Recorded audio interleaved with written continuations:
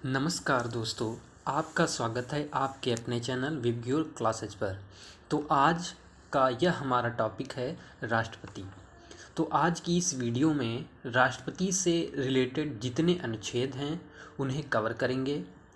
इसके बाद हम राष्ट्रपति की शक्तियों, उनके अधिकार क्या हैं, उनके कर्तव्य क्या हैं, इसके बारे में जानेंगे। तो ये आज की वीडियो आपके लिए काफ़ी इम्पॉर्टेंट होने वाली है। तो चलिए स्टार्ट करते हैं आज की ये वीडियो। तो सबसे पहले जानेंगे कि राष्ट्रपति से जुड़े सभी महत्वपूर्ण अनुच्छेद। तो इसका उल्लेख किया गया है भाग 5 में, जो कि संघ कहलाता है। संघ मतलब केंद्र। तो इसको अनुच्छेद 52 से लेके 151 तक इसको रखा गया है। अब देखते हैं आगे कि संसद जो होती है वो 3 भागों में विभाजित होती है, जिसमें राज्यसभा, लोकसभा और राष्ट्रपति आता है। लोकसभा को अनुच्छेद 81 के अंतर्गत रखा गया है और इसको निम्न सदन कहते हैं। राज्यसभा को अनुच्छेद 80 के तहत रखा गया है और इसको उच्च सदन कहते हैं। तो सदनों की संख्या अगर पूछे तो सदन वो होते हैं 2, लोकसभा और राज्यसभा। अब देखते हैं आगे, हमें जानना है राष्ट्रपति के बारे में। तो भाग 5 संघ अनुच्छेद 52 से 151 तक रखा गया है। तो राष्ट्रपति को के जो इम्पोर्टेंट अनुच्छेद हैं वो अनुच्छेद 52 से लेके 61 तक हैं। तो राष्ट्रपति, सबसे पहले जानते हैं राष्ट्रपति के बारे में कुछ महत्वपूर्ण तथ्य। तो राष्ट्रपति भारत का प्रथम नागरिक होता है। राष्ट्रपति देश का संवैधानिक प्रधान होता है। जो संवैधानिक प्रधान होता है वो कौन होता है? राष्ट्रपति होता है। राष्ट्रपति केवल नाम मात्र का कार्यपालिका का प्रमुख होता है। तो राष्ट्रपति केवल नाम मात्र का कार्यपालिका का प्रमुख होता है। अगला है, भारत में प्रधानमंत्री कार्यपालिका का वास्तविक प्रमुख होता है। मतलब कोई भी अगर नियम कानून बनाना होता है तो वो प्रधानमंत्री बनाता है। प्रधानमंत्री बनाने के बाद राष्ट्रपति का कार्य केवल सिग्नेचर करना होता है। अब देखते हैं आगे, अनुच्छेद 52 में दिया गया है भारत का एक राष्ट्रपति होगा। तो अनुच्छेद 52 जो उल्लेख करता है कि भारत में एक राष्ट्रपति होगा। अनुच्छेद 53 संघ की कार्यपालिका शक्ति को बताता है, जिसमें संघ की कार्यपालिका शक्ति जो है वो दिया गया है औपचारिक कार्यपालिका अध्यक्ष और वास्तविक कार्यपालिका अध्यक्ष। मतलब जो कार्य करने वाले होते हैं वो 2 टाइप के होते हैं। एक होता है औपचारिक कार्यपालिका अध्यक्ष होता है, दूसरा होता है वास्तविक कार्यपालिका अध्यक्ष। मतलब जो कार्य का निर्वहन करता है वो होता है वास्तविक कार्यपालिका, जिसमें आपके प्रधानमंत्री आते हैं। क्योंकि नियम कानून जो होते हैं, कोई अध्यादेश जारी करना होता है, कुछ भी करना होता है, वो कौन करता है? वो प्रधानमंत्री करता है। और औपचारिक कार्यपालिका अध्यक्ष जो होता है वो होता है राष्ट्रपति, क्योंकि उसका कार्य केवल सिग्नेचर करना, हस्ताक्षर करना ही होता है। अब देखते हैं आगे अगले अनुच्छेद पर, अनुच्छेद 54 राष्ट्रपति का निर्वाचन इसमें प्रदर्शित किया गया है। तो राष्ट्रपति का निर्वाचन कौन कराता है? अगर ये आपसे पूछा जाए तो राष्ट्रपति का निर्वाचन चुनाव आयोग करवाता है। कौन करता है अगर पूछा जाए तो निर्वाचक मंडल करता है। निर्वाचक मंडल में आपके संसद आते हैं और विधान मंडल आते हैं। संसद जो है उसमें 2 सदन है, उच्च सदन और निम्न सदन। जिसको निम्न सदन है उसको लोकसभा कहा जाता है और जो उच्च सदन है उसे राज्यसभा कहा जाता है। तो राज्यसभा के और लोकसभा के जो निर्वाचित सदस्य होते हैं वो इसका चुनाव करते हैं। और विधानमंडल की अगर बात किया जाए, विधानमंडल में आपके जो विधानसभा होती है और विधान परिषद होती है। तो भारत में जो विधानसभा है वो तो लगभग सभी राज्यों में है, लेकिन विधान परिषद जो है वो केवल 6 राज्यों में दिया गया है, जिसके कारण आपके जो विधान परिषद होते हैं वो इसके निर्वाचन में नहीं वोट डालते हैं। अब देखते हैं कि इसमें कौन कौन वोट डालता है। तो लोकसभा के निर्वाचित सदस्य और राज्यसभा के निर्वाचित सदस्य, राज्य तथा केंद्र शासित प्रदेशों की विधानसभाओं के निर्वाचित सदस्य, ये सभी लोग मिलके राष्ट्रपति का निर्वाचन करते हैं। तो इससे पहले जो लोकसभा में था, तो लोकसभा में 2 आंग्ल भारतीय सदस्यों को राष्ट्रपति मनोनीत करता था, जो कि जो संविधान संशोधन था 104 उसके तहत उसको समाप्त कर दिया गया है। अब जो लोकसभा है उसमें 2 आंग्ल भारतीय जो सदस्य मनोनीत किए जाते थे वो अब नहीं किया जाता है। अब देखते हैं आगे अनुच्छेद 55 राष्ट्रपति के निर्वाचन की रीति। राष्ट्रपति का निर्वाचन की रीति क्या है? तो राष्ट्रपति का जो निर्वाचन होता है वो एकल संक्रमणीय मत पद्धति के द्वारा होता है। मतलब इसमें जो मत डाला जाता है इसके अंतर्गत मतदाता जो होते हैं वो प्रेफरेंस देते हैं, राष्ट्रपति किसको पहली पोजीशन देते हैं, किसको दूसरी पोजीशन देते हैं, किसको तीसरी पोजीशन देते हैं, इस हिसाब से इसका चुनाव होता है। इसमें मतलब एकल संक्रमणीय मत होता है। तो देखिए चुनाव जो होता है वो 2 टाइप का होता है, एक होता है प्रत्यक्ष, एक होता है अप्रत्यक्ष। प्रत्यक्ष चुनाव वो होता है जो जनता के द्वारा चुने गए लोग होते हैं, वो प्रत्यक्ष चुनाव के अंतर्गत आते हैं, क्योंकि वो उसमें जनता खुद अपने शासक को चुनती है। लेकिन जो राष्ट्रपति का चुनाव है ये अप्रत्यक्ष चुनाव है, क्योंकि जो हम जनता द्वारा चुने गए जो सदस्य हैं वो राष्ट्रपति का निर्वाचन करते हैं, जिसके कारण इसको अप्रत्यक्ष चुनाव के अंतर्गत रखा जाता है। अनुच्छेद 56 को देखते हैं। अनुच्छेद 56 कहता है कि राष्ट्रपति का कार्यकाल का इसमें उल्लेख किया गया है। राष्ट्रपति अपने पद ग्रहण की तिथि से 5 वर्ष की अवधि तक पद धारण करेगा। मतलब जिस दिन से वो अपना कार्यभार संभाला है, शपथ ग्रहण की है, उसके 5 वर्षों की अवधि तक अपना कार्यभार संभालेगा।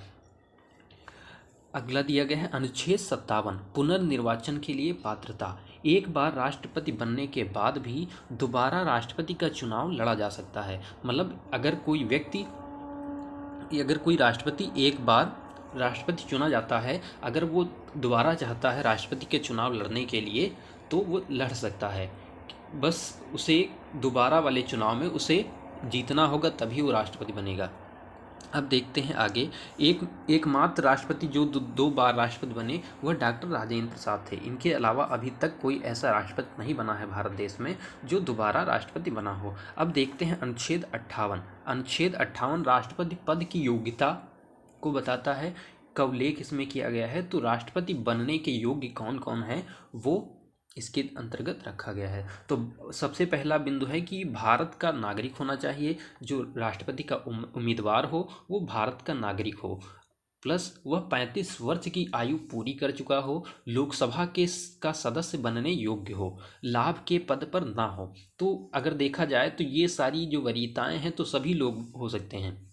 तो अगर देखा जाए कोई भी इंसान हो तो भारत का नागरिक हो, 35 वर्ष की आयु हो, लोकसभा के सदस्य बनने योग्य हो, लाभ के पद पर ना हो, तो ऐसा तो बहुत सारे लोग हो सकते हैं। लेकिन क्या वो सारे लोग चुनाव लड़ सकते हैं? तो उसकी एक कंडीशन होती है। इसीलिए एक कंडीशन रखी गई कि निर्वाचन मंडल जो होता है इसमें 50 प्रस्तावक होने चाहिए और 50 अनुमोदक होने चाहिए। प्रस्तावक का मतलब होता है कि वो लिखित रूप से, मतलब प्रस्तावक का मतलब होता है जो आपके द्वारा चुने गए जो सांसद हैं वो 50 सांसद आपके पक्ष में होने चाहिए कि हम इनको राष्ट्रपति के चुनाव के लिए प्रस्तावक के रूप में हैं। 50 अनुमोदक का मतलब होता है जो वही सांसद या फिर कोई अन्य सांसद 50 सांसद मिलके मतलब लिखित रूप से दें कि ये राष्ट्रपति का चुनाव लड़ने के योग्य हैं। अब देखते हैं अनुच्छेद 59 में, अनुच्छेद 59 आर्टिकल 59 राष्ट्रपति पद के लिए शर्तें क्या होती हैं। राष्ट्रपति पद के लिए शर्तों को देखते हैं। तो इसमें क्या किया जाता है, रुपये 15,000 जमानत की दास देनी पड़ती है, प्लस वो पागल ना होना चाहिए और दिवालिया ना होना चाहिए। तो पागल का अर्थ तो समझते हैं लेकिन दिवालिया ना होना चाहिए। तो दिवालिया का मतलब ये है कि वो अपनी आय से अधिक का उसने कर्ज ना ले रखा हो। जैसे इस समय आपके विजय माल्या हैं तो वो क्या है, दिवालिया हैं, क्योंकि उन्होंने अपनी आय से अधिक संपत्ति वो का कर्ज ले रखा था, जिसके कारण उनको दिवालिया घोषित कर दिया गया है। अनुच्छेद 60 राष्ट्रपति द्वारा शपथ। अनुच्छेद 61 राष्ट्रपति पर महाभियोग। अनुच्छेद जो राष्ट्रपति द्वारा शपथ कौन दिलाता है, अनुच्छेद 60 देखते हैं पहले कि राष्ट्रपति को शपथ सुप्रीम कोर्ट के मुख्य न्यायाधीश दिलाते हैं। जो राष्ट्रपति होता है उसको शपथ सुप्रीम कोर्ट के मुख्य न्यायाधीश दिलाते हैं। उनकी अनुपस्थिति में सुप्रीम कोर्ट के वरिष्ठ न्यायाधीश शपथ दिलाता है। अब देखते हैं अनुच्छेद 61 राष्ट्रपति पर महाभियोग। महाभियोग का मतलब होता है कि राष्ट्रपति को हटाने की एक प्रक्रिया होती है जिसे राष्ट्रपति पर महाभियोग कहा जाता है। तो इसके दो तरीके से इसको महाभियोग को लगाया जा सकता है।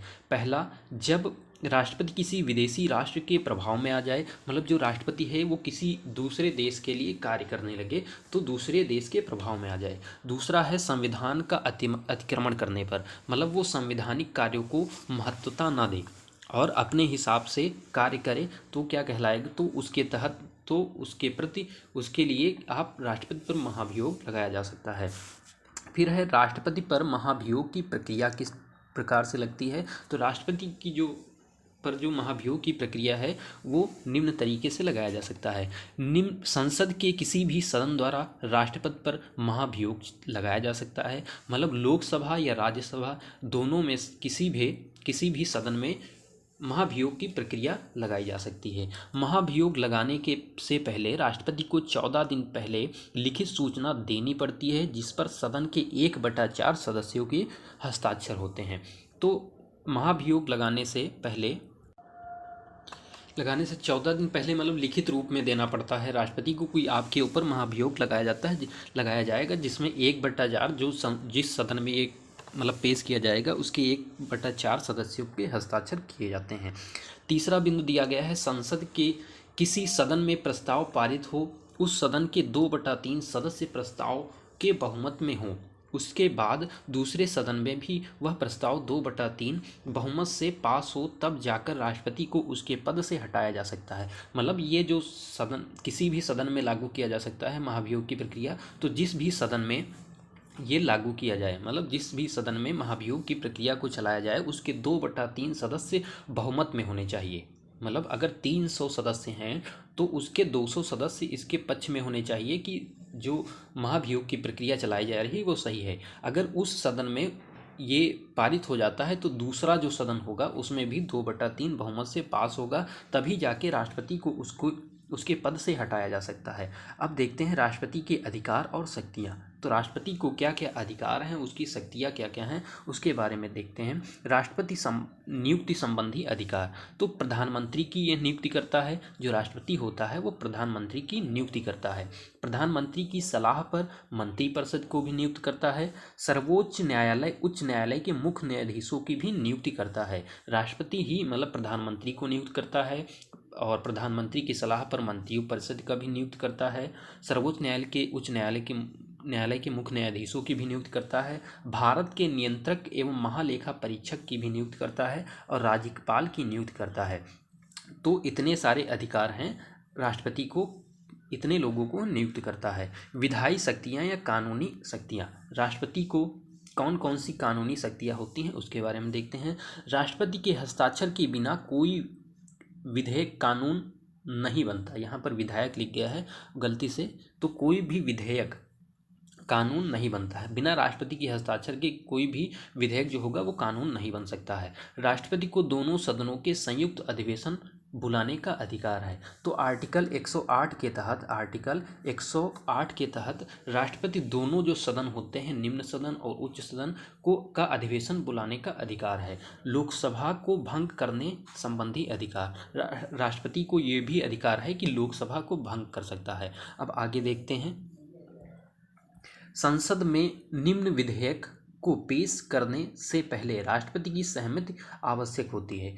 अब जो भी विधेयक होते हैं उससे पहले राष्ट्रपति की सहमति लेनी पड़ती है, जैसे धन विधेयक हो गया और नए राज्यों के निर्माण, वर्तमान राज्यों के क्षेत्र सीमा या नामों में परिवर्तन संबंधी विधेयक, और नंबर सी संचित निधि में व्यय करने वाले विधेयक। तो ऐसे विधेयकों के लिए राष्ट्रपति की पहले सहमति होनी चाहिए, तभी ऐसा किया जा सकता है। राष्ट्रपति के अधिकार और शक्तियाँ, राष्ट्रपति वो क्या क्या अधिकार और शक्तियाँ हैं उसी के अंतर्गत देखते हैं। संसद के सदस्यों को मनोनीत करने का अधिकार, जो संसद के सदस्य होते हैं उसको मनोनीत करने का भी अधिकार होता है। जैसा कि राष्ट्रपति राज्यसभा में 12 सदस्यों को मनोनीत करता है। 12 सदस्य जो होते हैं उनको राष्ट्रपति नियुक्त करता है, मनोनीत करता है। पहले लोकसभा में 2 आंग्ल भारतीय समुदाय के सदस्यों को भी मनोनीत करते थे। लेकिन क्या हुआ है कि संविधान संशोधन 104 के अंतर्गत एंग्लो इंडियन का आरक्षण खत्म कर दिया गया है। पहले लोकसभा में भी मैंने अभी पीछे बताया कि 2 आंग्ल भारतीयों को मनोनीत करता था, लेकिन अब क्या हो गया है, अब उसे समाप्त कर दिया गया है। अब देखते हैं आगे राजनीतिक शक्तियाँ। जो राष्ट्रपति होता है उसको क्या क्या राजनीतिक शक्तियाँ होती हैं। दूसरे देश के साथ कोई भी समझौता या संधि राष्ट्रपति के नाम से ही की जाती है। मतलब कोई भी समझौता या संधि अगर की जाती है देश की, तो दूसरे देश के साथ, तो उस पर वो राष्ट्रपति के नाम से ही की जाती है। नंबर 2 बिंदु दिया गया है, राष्ट्रपति विदेशों के लिए भारतीय राजदूतों की नियुक्ति करते हैं और भारत में विदेशों के राजदूतों की नियुक्ति का अनुमोदन करते हैं। मतलब भारत में जो राजदूत नियुक्त किए जाते हैं वो राष्ट्रपति के द्वारा ही नियुक्त किए जाते हैं, और जो विदेशों में जो भारत में रहने के लिए जो राजदूत नियुक्त किए जाते हैं उनका भी अनुमोदन कौन करता है, राष्ट्रपति ही करता है। राष्ट्रपति की सैन्य शक्तियाँ। बिना राष्ट्रपति के हस्ताक्षर के किसी देश से युद्ध ना तो शुरू किया जा सकता है और ना ही समाप्त किया जा सकता है। मतलब बिना राष्ट्रपति के हस्ताक्षर के कोई भी युद्ध किसी अन्य देश के साथ नहीं स्टार्ट किया जा सकता है और ना ही समाप्त किया जा सकता है। सैनिक बलों की सर्वोच्च शक्ति राष्ट्रपति में सन्निहित होती है। मतलब जो सैन्य बल होती है उसको सर्वोच्च शक्ति जो होती है वो राष्ट्रपति में ही सन्निहित होती है, जो कि मैंने अभी देखिए नीचे एक फिगर बनाया हुआ है। सर्वोच्च शक्ति राष्ट्रपति में निहित है। फिर उसके बाद आता है आपका रक्षा मंत्री, वर्तमान में रक्षा मंत्री राजनाथ सिंह हैं। उसके बाद आता है CDS, chief of defence staff. CDS होता है रक्षा मंत्रालय के बाद आपका चीफ ऑफ डिफेंस स्टाफ आता है। उसके बाद आपकी तीनों सेनाएं, थल सेना, वायुसेना और जल सेना आती हैं। फिर आता है क्षमादान की शक्ति। तो क्षमादान की शक्ति राष्ट्रपति को होती है। संविधान के अनुच्छेद 72 के तहत के अंतर्गत राष्ट्रपति किसी भी अपराधी को क्षमा दान दे सकते हैं। मतलब राष्ट्रपति को यह अधिकार है कि वो अनुच्छेद 72 के तहत किसी भी अपराधी की सजा को कम कर सकता है और या फिर समाप्त कर सकता है। तो इसको याद करने का एक आसान तरीका है, किस अनुच्छेद के तहत, तो 72। तो 72 कैसे बन रहा है, 7-2 और 7-2। 7-2, 7 मतलब साथ, 2 मतलब राष्ट्रपति से कह रहे हैं कि हमारा साथ दो, तो इसीलिए हम याद कर सकते हैं कि अनुच्छेद 72 के तहत मतलब 7-2 के तहत राष्ट्रपति क्षमादान दे सकता है। विशेष शक्तियाँ कौन कौन सी हैं। राष्ट्रपति को गिरफ्तार नहीं किया जा सकता है। मतलब राष्ट्रपति जब तक संवैधानिक पद अपने राष्ट्रपति के पद पर है तब तक उसे गिरफ्तार नहीं किया जा सकता है। राष्ट्रपति फौजदारी मुकदमा नहीं चलाया जा सकता है। राष्ट्रपति के ऊपर कोई भी क्रिमिनल केस जो होता है वो नहीं चलाया जा सकता है जब तक वो राष्ट्रपति के पद पर है। फिर उसके बाद क्या है, आपातकालीन शक्तियाँ। राष्ट्रपति को जो होती हैं 3 आपातकालीन शक्तियाँ होती हैं। तो पहला है राष्ट्रपति आपातकाल, दूसरा है राष्ट्रपति शासन, तीसरा है वित्तीय आपातकाल। तो राष्ट्रपति आपातकाल क्या होता है, जब हमारे देश में गृह युद्ध चल रहा हो या किसी अन्य देश के साथ युद्ध चल रहा हो तब राष्ट्रपति आपातकाल लगाता है अनुच्छेद 352 के तहत। उसमें 4 जोड़ते हैं तो आता है 356, तब लगता है राष्ट्रपति शासन। तो अनुच्छेद 56 के तहत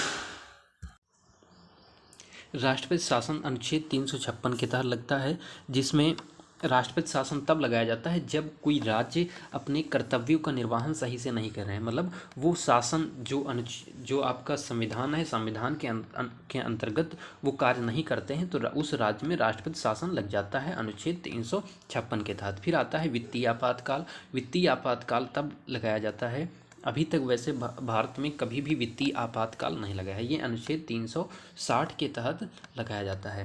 फिर उसके बाद अब देखते हैं कुछ महत्वपूर्ण राष्ट्रपतियों के बारे में। भारत के प्रथम राष्ट्रपति जो थे वो डॉक्टर राजेंद्र प्रसाद थे। तो भारत के अगर प्रथम राष्ट्रपति के बारे में पूछा जाए तो वो कौन थे, डॉक्टर राजेंद्र प्रसाद थे। एकमात्र व्यक्ति जो 2 बार राष्ट्रपति बने वो भी डॉक्टर राजेंद्र प्रसाद थे। भारत की पहली महिला जो राष्ट्रपति थी वो थी प्रतिभा देवी सिंह पाटिल। भारत की अगर पहली महिला राष्ट्रपति के बारे में पूछे तो प्रतिभा देवी सिंह पाटिल थी। निर्विरोध जीतने वाले राष्ट्रपति कौन थे, तो निर्विरोध जीतने वाले राष्ट्रपति नीलम संजीव रेड्डी थे। अब देखते हैं पहली मुस्लिम जो राष्ट्रपति थे वो डॉक्टर जाकिर हुसैन थे। अब देखते हैं अगला है ऐसे राष्ट्रपति जिनकी मृत्यु कार्यकाल के दौरान हुई। तो कार्यकाल के दौरान ही मृत्यु डॉक्टर जाकिर हुसैन और फ़खरुद्दीन अली की हो गई थी। इसी के साथ आज की क्लास समाप्त होती है। आप लोगों को यह क्लास कैसी लगी कमेंट सेक्शन में ज़रूर बताइएगा। धन्यवाद। फिर मिलेंगे दूसरी क्लास में।